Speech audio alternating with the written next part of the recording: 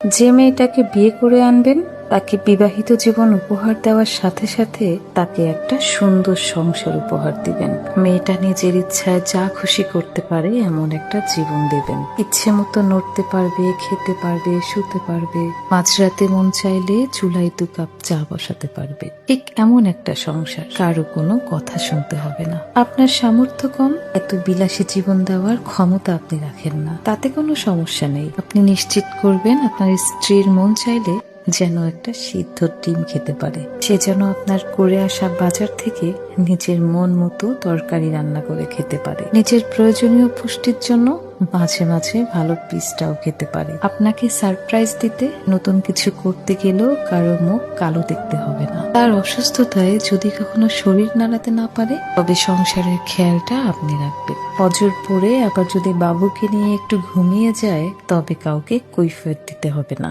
কখনো আপনার সাথে বাইরে ঘুরতে যাবে আপনার সাধ্য অনুযায়ী, এটা নিয়ে অন্য কেউ কথা শোনাবে সেই সংসার উপহার দিবেন না। কখনো কখনো আপনার পাত থেকে মাছের মাথাটা তুলে দিয়ে আপনি নিশ্চিত করুন যে সে আপনার কাছের আপন এবং এই সংসার তারও। তারে আপনার দরকার, আপনি তাকে ভালোবাসেন, এটা তাকে বোঝান। শুধুমাত্র বিয়ে করবেন, স্ত্রী হিসাবে ঘরে আনবেন, সময় কাটাবেন, বাচ্চা কাচ্চা হবে, কিন্তু সংসার দিবেন না, তা তো হতে পারে না। এই সংসার আপনার পক্ষ থেকে আপনার স্ত্রীকে করা কোনো অনুদান, করুণা কিংবা ভিক্ষা নয়। সংসারটা একটি মেয়ের ব্যক্তিগত অধিকার, এটা তার প্রাপ্য, এটা তার হক। তাই বললাম, যে মেয়েটাকে বিয়ে করে আনবেন তাকে বিবাহিত জীবন উপহার দেওয়ার সাথে সাথে তাকে একটা সংসার উপহার দিন।